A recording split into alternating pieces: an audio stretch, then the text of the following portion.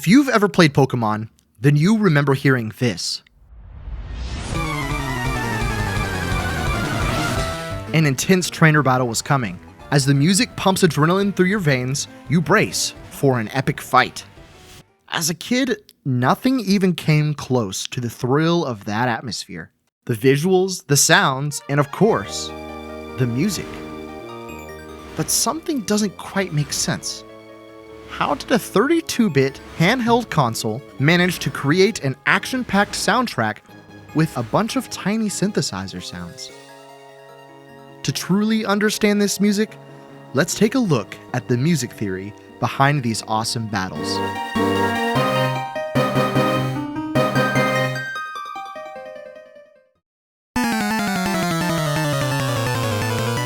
I call that opening figure the cascade. It's designed to make you feel uneasy, to take you out of whatever peaceful or still music that had been playing just before your encounter. These short 3 seconds are a masterclass in tone setting, and it provides a framework for the kind of tension this music creates. The cascade has a few basic defining characteristics. First, it heavily utilizes the chromatic scale, a scale in which every single note is only a half step apart. It's also incredibly fast, with 16th notes being played at 175 beats per minute. And finally, there's no tonal center. In other words, there are no patterns that suggest there's a pitch that's more important than the rest. But that would only be scratching the surface. The music takes on a vicious, stormy character because of something much more complex. You see, the composer has created this character by using borrowed fragments that were placed in our subconscious from music written by the greatest composers of Western history. Here is an example.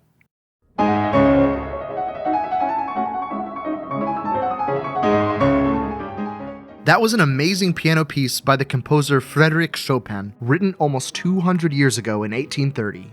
Were you convinced of its similarity? Let's compare it to the treble instrument in the Pokémon soundtrack.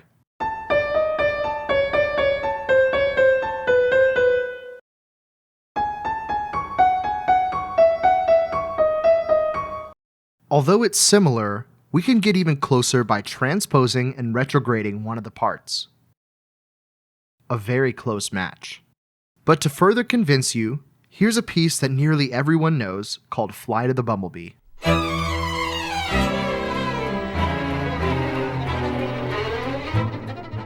Isolate the lower instrument in the Pokémon soundtrack and transpose it to the same starting pitch. Once again, a very close match.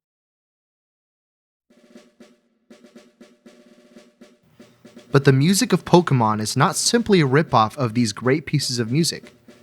This music takes these short fragments and creates something even more compelling. You see, the composer has gone even deeper than anything we have previously discussed, and it's a technique that's subtle but powerful. To fully understand this, here's a chart that shows the number of half steps between each of the two instruments on every single note. Notice that there is absolutely no pattern or consistency between each of the intervals. Do you think if every note was the same distance apart, that it would have had the same effect? The composer wants us to feel so caught off guard and on edge that even to the smallest detail, he avoided any sense of regularity or comfort. Another composer might have used the same pattern multiple times, introducing regularity into the phrase, sort of like this. But not here. This is what was chosen instead. As you can see, our ears have been hammered by an absurd amount of dissonance down to the smallest detail within 3 seconds of the music. As we move forward, we are craving resolution.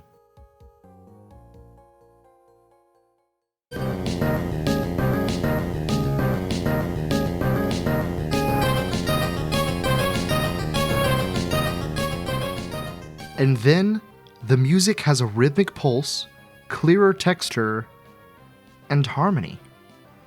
Underneath the battle soundtrack is a constant engine churning, providing the groundwork for the entire harmonic structure.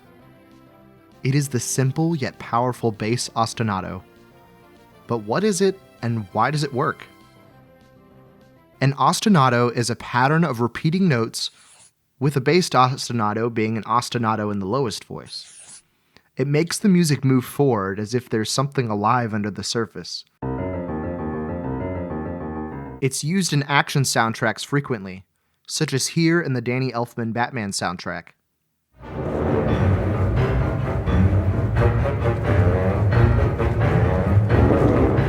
But there's much more than rhythm at play here. There's something very unique about this section that has to do with harmony. Most music is built on patterns of pitches called scales or modes. Some music is in major, and some music is in minor.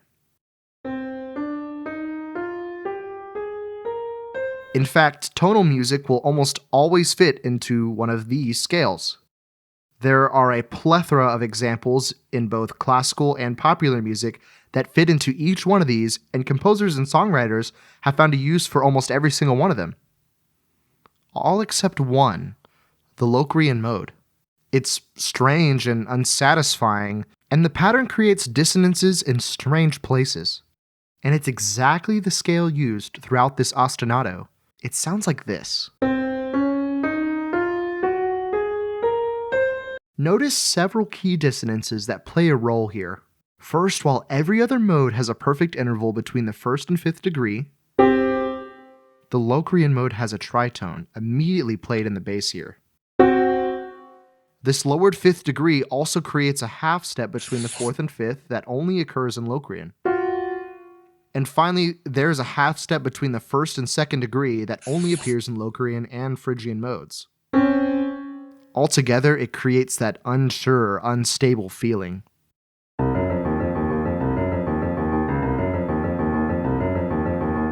And yet still, the creativity doesn't end here when you add the other instrument into play.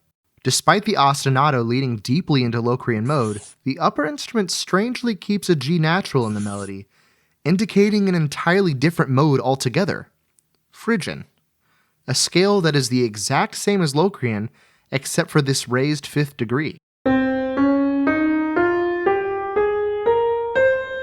Together, at a slow tempo, the parts sound like this.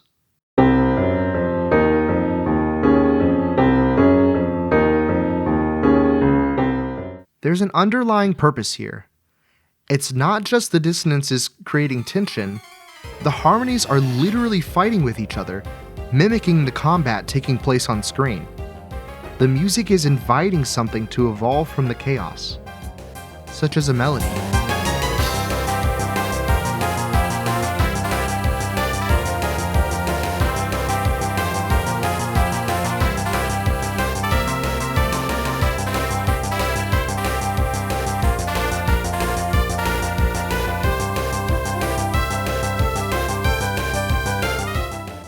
Finally, we arrive at a part of the musical journey that provides a brief respite from the dissonance and makes way for a new piece of the puzzle, the melody.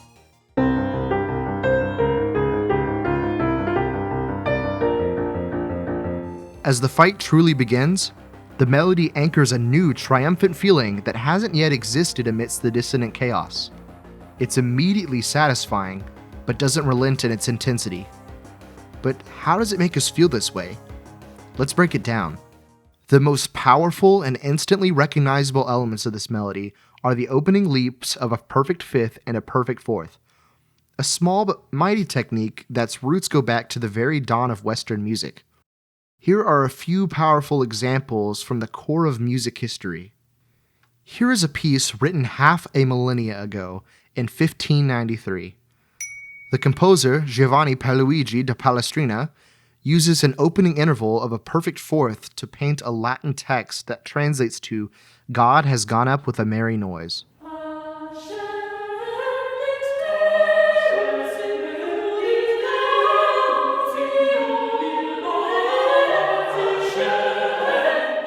A more popular example from classical music is Ludwig van Beethoven's Final Symphony, written a few years before his death.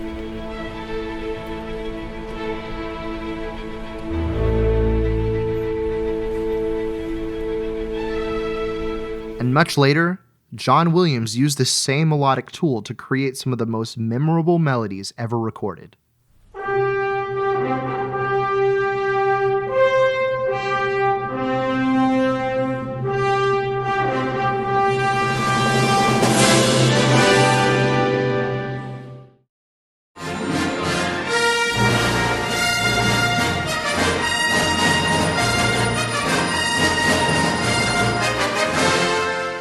And it's used here in Pokémon in such stark contrast to what came before.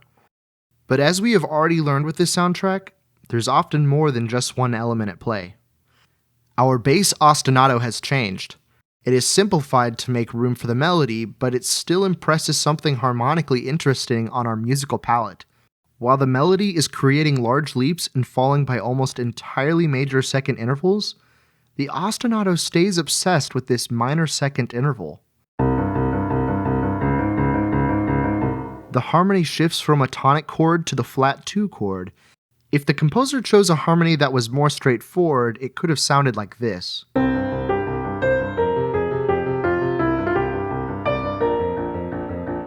But he didn't. He chose a much more compelling dissonance.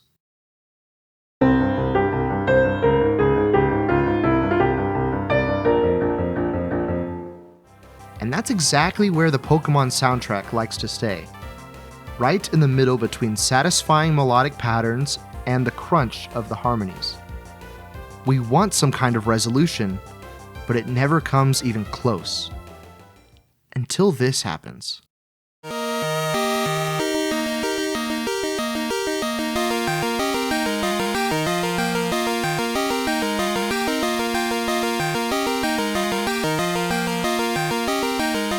Something beautiful just happened. The music is suddenly lighter, brighter, and more welcoming. All of those minor second dissonances have disappeared and the music welcomes lush and warm harmonies. The instruments twinkle and the melody is ornamented and flourishing. It's spectacular and unexpected. How is this so seamlessly tied into the score, and what is it trying to communicate? As always, we can take a closer look at the score to find out. The top instrument has completely changed course. Instead of guiding the melody, it is now an arpeggiated figure, simply outlining an E-flat chord. It is like a harp, gently ushering in a brighter, more optimistic harmony.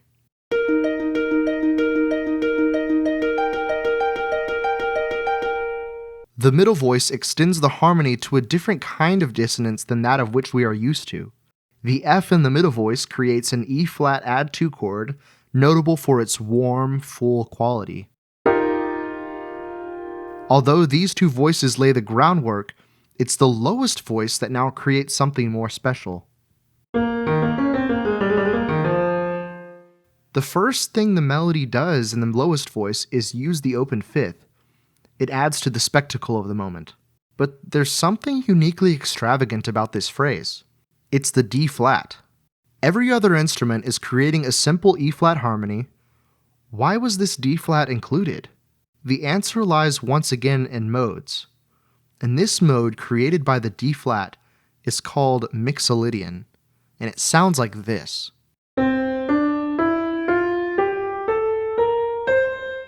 If the Locrian mode is used to create uncertainty, Mixolydian creates a different feeling entirely. What is that feeling? Victory.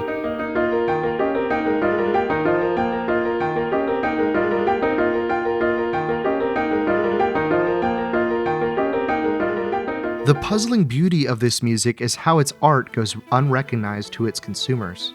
For the majority of kids, all we remember is a short fragment of the tune or the feeling of a hair-raising legendary battle. The truth about music theory is that people don't remember notes, rhythms, and harmony. They remember how they felt when they heard the music. And for a great video game composer, few will recognize the craft, but millions will feel the impact. Thanks for watching.